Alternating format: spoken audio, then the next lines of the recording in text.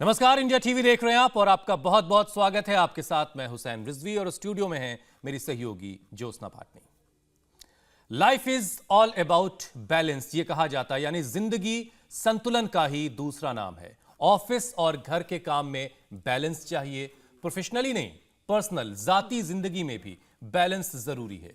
BP sugar ना बढ़े, सेहत ठीक बनी रहे, इसलिए खाने पीने में बैलेंस जरूरी है।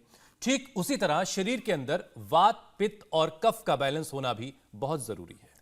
दरअसल हुसैन, आयुर्वेद के मुताबिक हमारा शरीर 3 एनर्जीज यानी कि वात, पित्त और कफ से मिलकर बना है और इनके इम्बैलेंस से तमाम तरह की बीमारियां होती हैं। हम में कुछ लोग हैं जो अक्सर बीमार पड़ जाते हैं। एक बीमारी ठीक हुई नहीं कि उनको दूसरी बीमारी शुरू हो जाती है। इलाज होता है लेकिन बीमारी लौटकर वापस आती रहती है और ये सब वात, पित्त और कफ का बैलेंस बिगड़ने से होता है। आयुर्वेद के मुताबिक सिर्फ वात के बिगड़ने से ही 80 तरह की बीमारियां हो सकती हैं और बीमारी जड़ से तभी खत्म होगी जब वात, पित्त और कफ तीनों का संतुलन होगा। खराब लाइफस्टाइल और खानपान हमारे शरीर के त्रिदोषों पर असर डालते हैं और बीमारियों की वजह बन जाते हैं। करोड़ों साल पुरानी योग विद्या और आयुर्वेद से कैसे शरीर में वात, पित्त और कफ का बैलेंस बनाया जा सकता है और बीमारियों को पूरी तरह से क्योर किया जा सकता है, यह बताने के लिए खुद स्वामी रामदेव हमारे साथ जुड़ चुके हैं। स्वामी जी, बहुत बहुत स्वागत है आपका। स्वामी जी प्रणाम। बहुत बहुत प्रणाम हुसैन भाई, आपको भी और ज्योत्सना जी आपको भी। आज हम नाड़ी परीक्षण से ही उपचार शुरू कर रहे हैं। ये पहली उंगली में वात, दूसरी में पित्त, तीसरी में कफ का बोध होता है।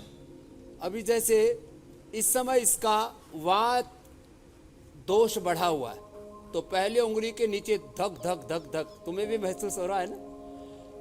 अब पहले इसका पित्त और वात दोष दोनों प्रकोपित थे, किसी का वात, किसी का पित्त, किसी का कफ, किसी के 3 दोष प्रकोपित होते हैं। इसको वात और पित्त 2 दोष प्रकोपित थे, तो वात, पित्त, कफ। अब जैसे तीसरी नाड़ी के तीसरे अंगुली के नीचे कुछ ज्यादा हलचल नहीं है, लेकिन अब इसने अपने आप को नियंत्रित कर लिया है और इस भाई का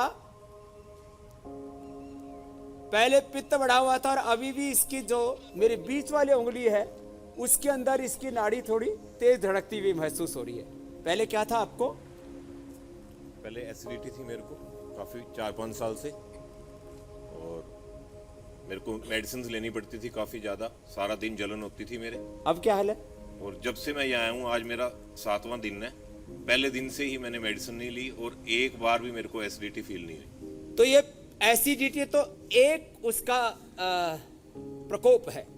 अब उससे एसिडिटी से लेकर के माइग्रेन पेन से लेकर के, उससे अनिद्रा से लेकर के, स्किन प्रॉब्लम से लेकर के, फिर मलमूत्र में जलन से लेकर के बहुत तरह के उपद्रव पित्त के होते हैं, अल्सरेटिव कोलाइटिस तक हो जाता है।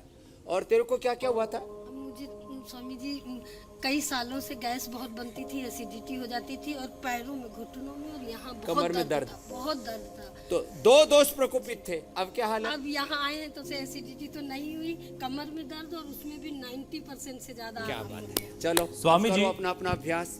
तो ये मैंने खाली वात, पित्त, कफ दोषों की कैसे परीक्षा करते हैं नाड़ी चिकित्सा के द्वारा, कोई भी अपने घर में कर सकता है। और आयुर्वेद का मूल सूत्र कहकर के आज का योगाभ्यास प्रारंभ करते हैं। समदोषाः समदोषाः समाग्निश्च समधातुमलक्रियाः प्रसन्न आत्म इंद्रिय मनाः स्वस्थ्यत्यभिधीयते।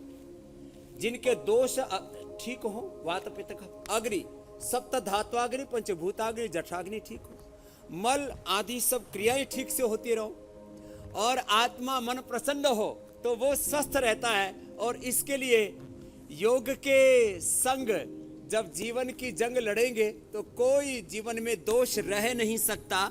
तो आज हमें थोड़े तो योगाभ्यास ऐसे कि जो सब कर सकें, माने चाहे वात है, पित्त है, चाहे कफ है, कुछ योगाभ्यास खड़े होकर के, कुछ योगाभ्यास बैठ के, कुछ योगाभ्यास उल्टे, कुछ सीधे लेट करके आसन, और जिनको त्रिदोषी बढ़ा हुआ हो वो सूर्य नमस्कार भी कर सकते हैं। तो चलो सूर्य नमस्कार से शुरुआत कर लेते हैं। स्वामी जी आप सूर्य नमस्कार लंबे कीजिए, श्वासों के आपके साथ साथ बहुत सारे लोग कर रहे हैं, लेकिन ऐसे- स्वामी जी देखिए आपकी उंगलियों में तो जादू है। आपने नाड़ी को छू करके पता कर लिया कि किसी में किस तरह का दोष है, उसे वात दोष है, पित्त दोष है या कफ का दोष है। लेकिन अगर ऐसा ना हो पाए तो एक एक करके सबकी निशानियां बताएं कि वात का दोष होने पर क्या क्या होता है, कैसे पता लगाएं हम कि हमें वात पित्त कफ का दोष है। और दूसरी बात ये भी बता दीजिए कि इन तीनों चीजों का हमारे शरीर में क्या रोल होता है, आसान शब्दों में।